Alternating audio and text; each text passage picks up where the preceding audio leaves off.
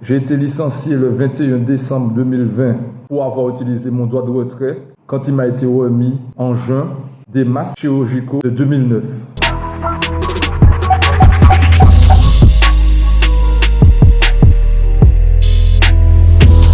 Bel bonjour tout le monde. Salutations à toutes et à tous. Salutations à toutes guerriers, toutes guerrières. Je m'appelle Kevin Zobal, représentant syndical et salarié du service informatique de la Poste. En pénurie, la Poste et le service informatique pour lequel je travaille nous a remis comme protection contre le coronavirus des masques qui datent de 2009, des masques vieux de 11 ans. Vous pouvez voir ici la boîte de masques qui m'a été remis et qui a été remis à l'ensemble des agents de la Poste. On peut voir ici que cette boîte de masques ne répond pas aux exigences essentielles applicables aux dispositifs médicaux avant leur mise à disposition entre les mains des consommateurs ou des professionnels, en l'occurrence. Parce qu'on peut voir, par exemple, que la boîte ne comporte pas de logo de conformité européenne. On voit assez clairement que ces masques datent de 11 ans, car la date de production indiquée mentionne bien l'année 2009. Cette boîte ne comporte pas non plus la raison sociale ou l'adresse même du fabricant. Il indique uniquement les informations concernant l'importateur. Il n'y a pas les informations strictement nécessaires pour identifier le dispositif. On ne voit même pas non plus la mention de la norme à laquelle ces masques sont conformes. On ne voit pas non plus les conditions particulières du stockage ou éventuellement les instructions particulières d'utilisation, notamment éventuellement la notice ou éventuellement les indications de mise en garde. Et la chose la plus flagrante, c'est qu'il n'y a pas non plus la date jusqu'à laquelle le dispositif devrait être utilisé en toute sécurité, c'est-à-dire la date de péremption. Demander que me soient fournis les documents en 2020 qui prouvent que ces masques ont été testés, tant au niveau de la respirabilité, tant au niveau de la filtration, tant au niveau microbactérien, et des documents de test qui datent de 2020. Grosso modo, c'est circulé, il n'y a rien à voir. On vous a donné des masques. Nous, on vous dit qu'ils sont bons. Mettez-les et allez travailler. Et on sait tous que la confiance n'exclut pas le contrôle. Il ne m'a jamais été remis ces documents. Donc ce qui fait que le 8 juin, j'ai utilisé ce qu'on appelle un droit de retrait, qui est un droit légitime dont dispose l'ensemble des salariés quand ils estiment qu'ils encourent un danger grave ou qu'ils ont une raison potentielle de penser qu'ils encourent un danger grave et imminent pour leur santé. La Poste a décidé, suite à ça, de me licencier pour un abandon de poste. On juge que vous n'avez pas la légitimité ni le droit de réclamer ce document, donc vous êtes en absence irrégulière, votre droit de retrait est injustifié, et ce qui fait que depuis juin, la Poste a coupé mes salaires jusqu'à aujourd'hui, jusqu'à ce que je reçoive ma lettre de licenciement. Une procédure de licenciement remplie d'irrégularités et qui laisse penser plus à une cabale contre moi. 4 exemples me paraissent assez significatifs. Le premier exemple, c'est la falsification du cahier HSCT. Comme on peut le voir dans le constat d'huissier qui a été fait le 4 novembre, il y a eu une modification de la numérotation. Le numéro 31 a été changé en 32 et la page 31, c'est l'une des pages sur lesquelles j'ai inscrit ma signalisation. Dans le second exemple, c'est une lettre qu'a envoyée la DRH du groupe La Poste au syndicat CGT FAPT, dans laquelle elle indique que ma signalisation aurait été transmise le jour même au CHSCT. La réalité, c'est qu'au 4 novembre, comme vous le voyez sur le constat d'huissier, aucune suite n'avait été donnée à cette alerte. La raison est simple, c'est que cette alerte en juin, contrairement à ce que prétend la Poste, elle n'a pas été transmise au CHSCT ni traitée, puisque, comme vous pouvez le voir, aucune suite n'a été donnée. Le troisième et le quatrième exemple, des exemples assez récents, parce qu'il y a plusieurs irrégularités tout au long de cette procédure, Regardez ici la date à laquelle ma notification de licenciement a été rédigée et postée, c'est-à-dire le 11 décembre. Vous voyez ici, dans ce mail datant du 17 décembre, on peut voir clairement qu'à cette date, ni le président ni la secrétaire n'avaient amendé et signé le procès-verbal de la commission paritaire censée statuer sur la sanction disciplinaire dont je fais l'objet. Ce qui fait qu'on peut se poser la question, comment la Poste a-t-elle pu rédiger ma notification de licenciement et me la poster sans attendre l'avis de la commission paritaire? Ce qui, à mon sens, une atteinte au contradictoire. Et l'atteinte au contradictoire est matérialisée par le fait que la Poste a pris sa décision de licenciement sans attendre le procès verbal dans lequel il y a ma défense. La Poste a même refusé d'intégrer l'argumentaire écrit par mes défenseurs au procès verbal.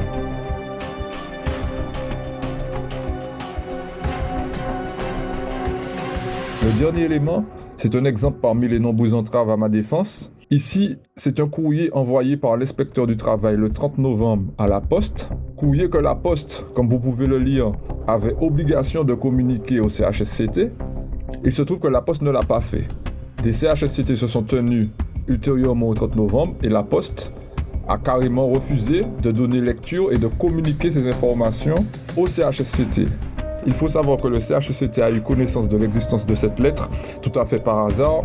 C'est un appel à l'inspecteur du travail. Dans ce courrier, l'inspecteur du travail fait état de tests qui ont été faits par la Poste en septembre 2020. Ce qui veut dire que les tests ont été faits près de 6 mois après avoir remis les masques aux agents. La Poste ne remplissait effectivement pas son obligation de santé et de sécurité en tant qu'employeur. C'est ce que signale d'ailleurs l'inspecteur du travail.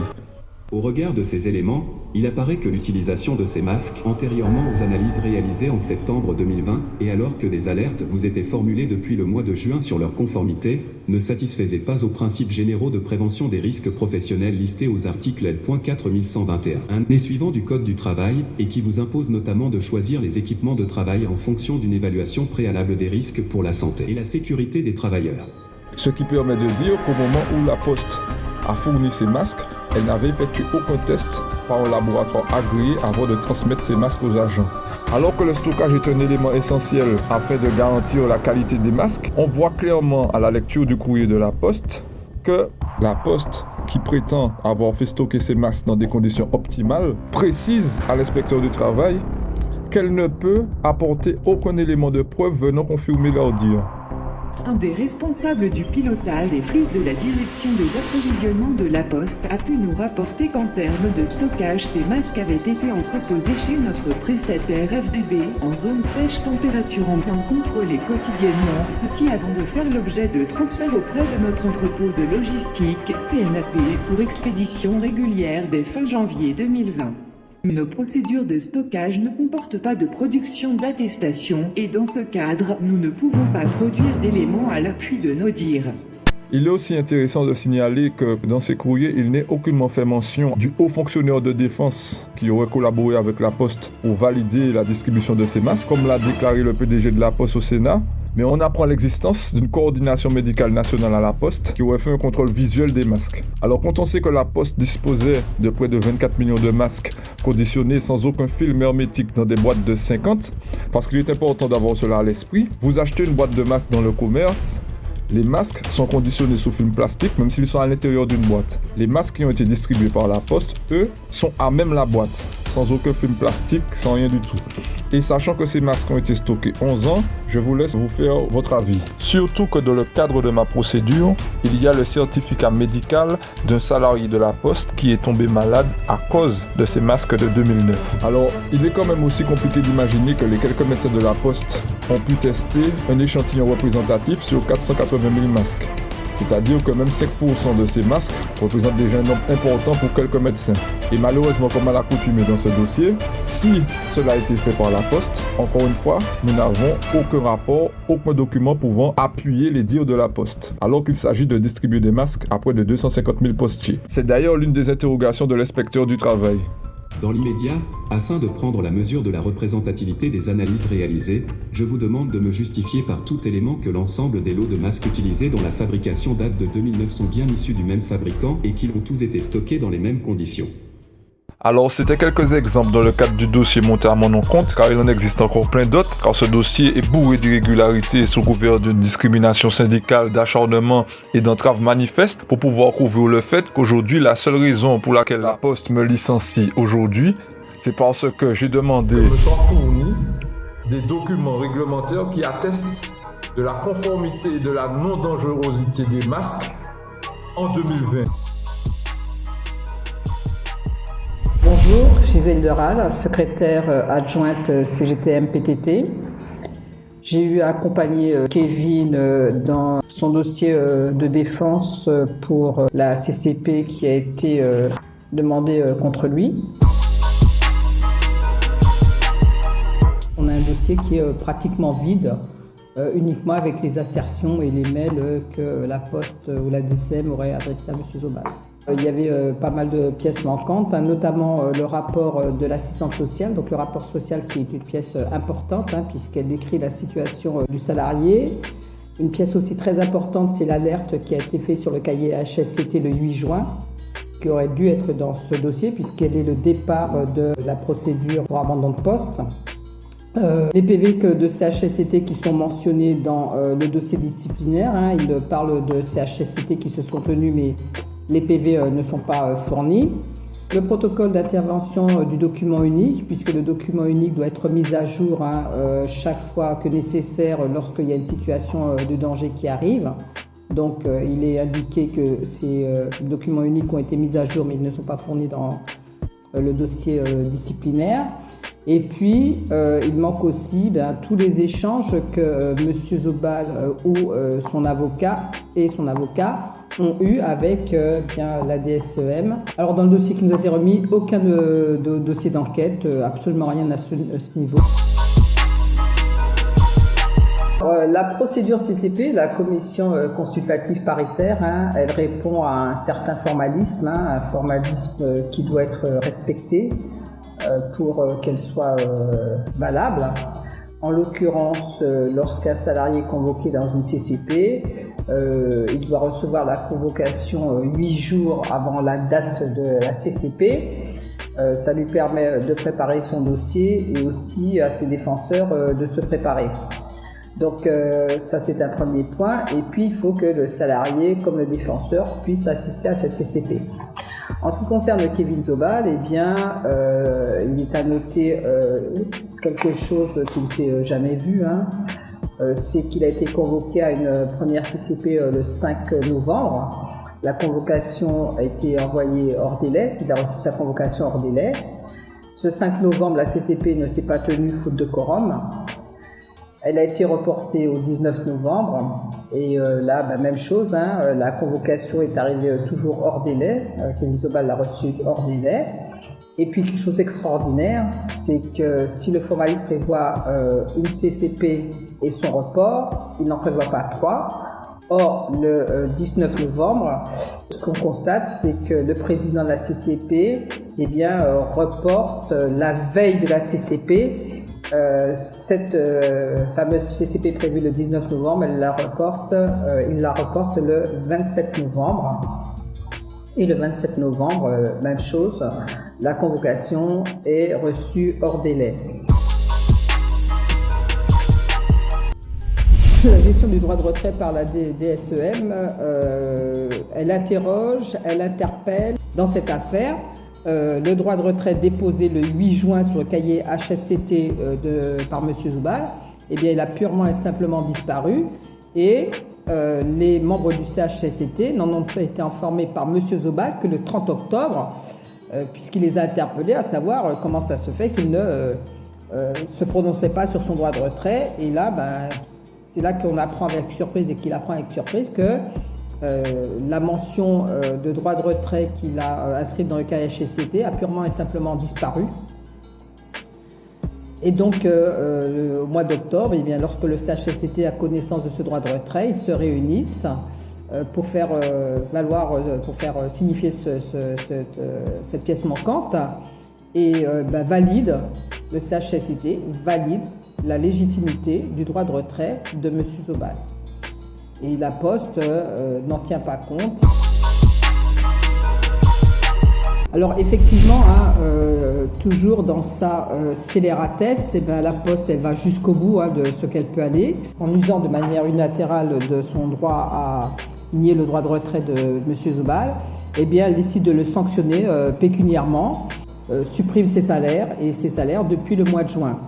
Et sur ce point-là, il faut dire que ce soit pour le droit de retrait ou que ce soit pour la sanction pécuniaire, l'employeur ne peut de lui-même décider de sanctionner un salarié pécuniairement, ni de décider seul de la validité d'un droit de retrait. Il a proposé de lui-même une alternative, c'est de faire son activité en télétravail. Proposition à laquelle il n'aura jamais eu de réponse de la direction. En fait, ce qu'on peut dire et ce qu'on peut constater, c'est qu'il y a une volonté manifeste de licencier Kevin Zobal et que pour cela, la Poste trouve un motif, le motif le plus simple, un abandon de poste.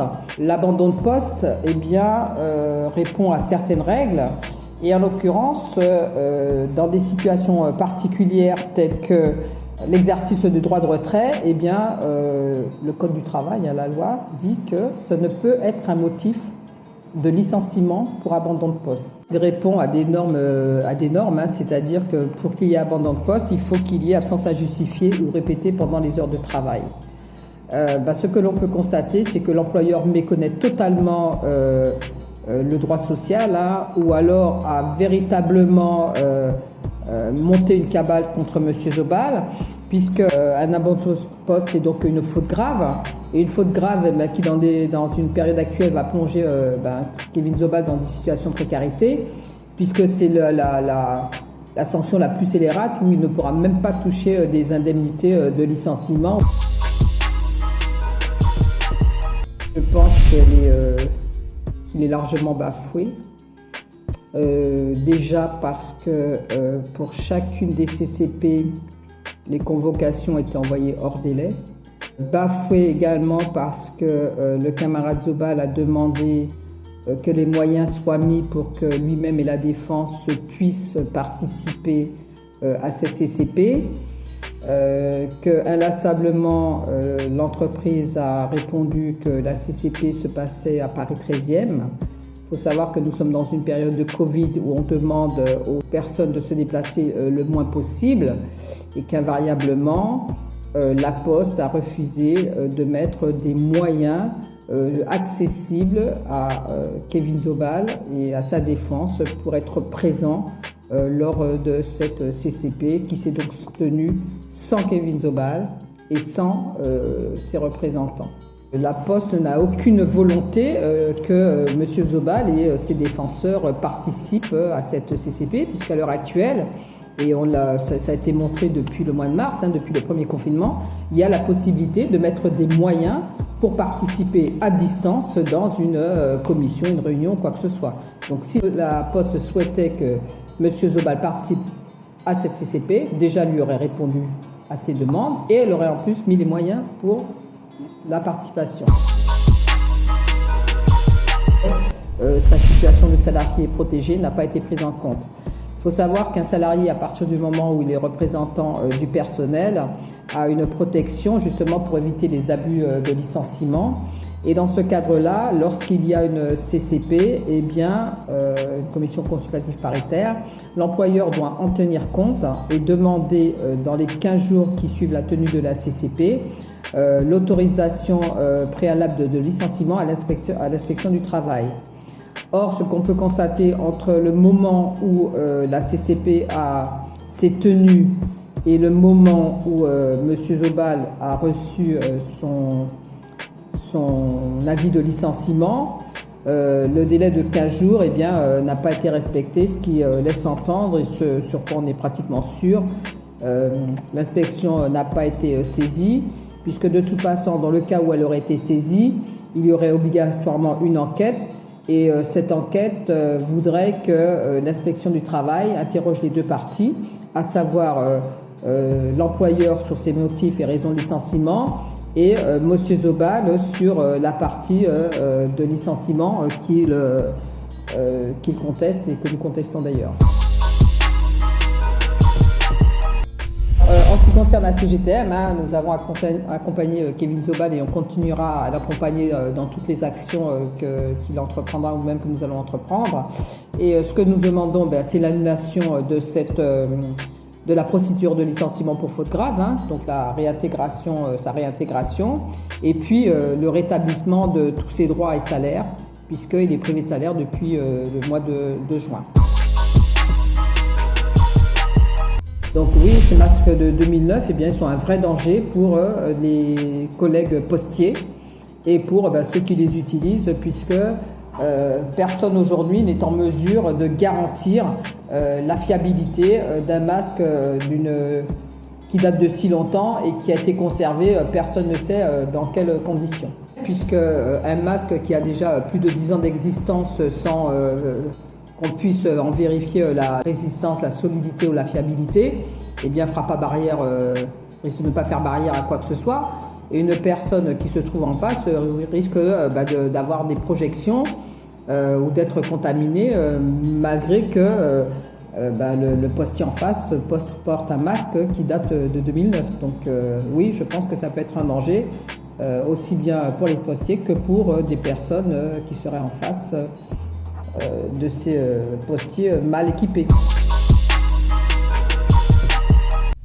Ce n'est pas uniquement à moi que la Poste s'attaque, mais la Poste s'attaque aussi à tous les salariés qui demain matin voudront se mettre en retrait face à un danger qu'ils jugent raisonnable et un danger potentiel pour leur santé.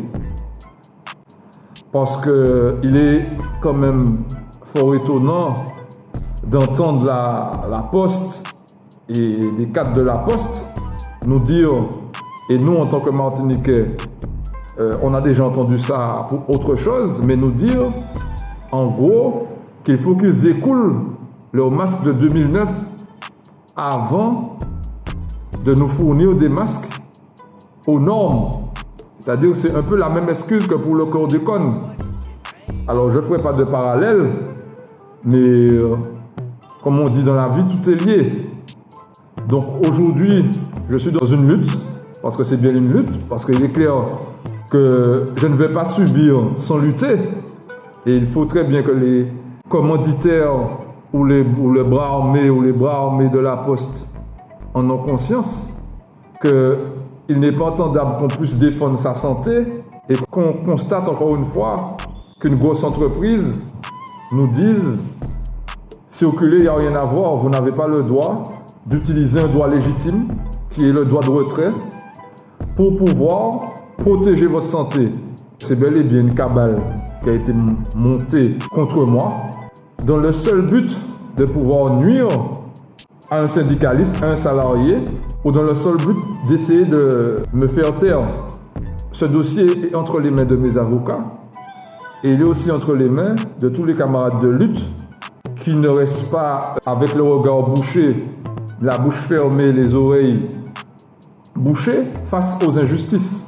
Je vais me battre aujourd'hui pour faire respecter mes droits et respecter ma dignité, car il est bien question de ça, bien question de dignité et de respect de ma personne et des salariés en eux-mêmes, parce qu'une entreprise comme la Poste, qui se sent légitime à pouvoir fournir des équipements qui datent de près de 11 ans, sans avoir à fournir de justificatifs qui attestent que ces équipements aient été testés en 2020, cela laisse la porte ouverte à plein de dérives. Donc aujourd'hui, je ne vais pas citer de nom, mais je salue tous les camarades qui ont pris part à ce combat et qui prennent encore part à ce combat, que ce soit ici ou sur le territoire français. Nous allons nous battre. Il est clair que cette situation devra trouver une solution, car quand il est question de santé publique, il est hors de question qu'on courbe l'échine. Je tiens encore une fois à passer mes respectueuses salutations à tous les camarades qui me demandent des explications ou qui me demandent éventuellement de leur apporter plus de précision. D'ailleurs, je remercie tous les camarades militants qui ont déjà pris part à ce combat, tous les camarades de divers syndicats qui ont déjà pris part à ce combat, que ce soit la CGTM, que ce soit les camarades de Sud PTT et les camarades de d'autres organisations. C'est une situation qui concerne l'ensemble des postiers, mais plus largement l'ensemble des salariés. Chacun pourra être juge, chaque salarié de la poste, chaque salarié de différents secteurs pourront se faire leur idée sur les conséquences que cela crée quand on laisse une entreprise bafouer les droits les plus fondamentaux des salariés, notamment le droit de retrait, notamment la santé, les conséquences que ça peut avoir sur un ensemble, et que chacun se fasse juge de cette situation. Et comme je dis, on ne va pas subir sans lutter, parce que on dit que tant qu'il y a de la vie, il y a de l'espoir. Mais tant qu'il y a de la lutte, il y a de la vie, parce que c'est la lutte qui permet justement de vivre et de faire cet espoir.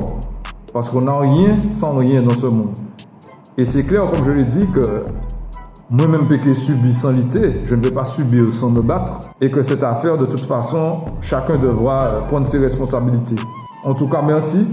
Merci en pile, merci en chaille. Chacun soit conscient que le jour où on devient sourd aux injustices qui se passent autour de nous, c'est le jour où on perd une partie de soi-même. Donc à tous ceux qui sont conscients de la lutte, force. Tous ceux qui sont pas encore conscients, que vous preniez cette conscience. Et puis le combat continue. On ne lâche pas. On va ça.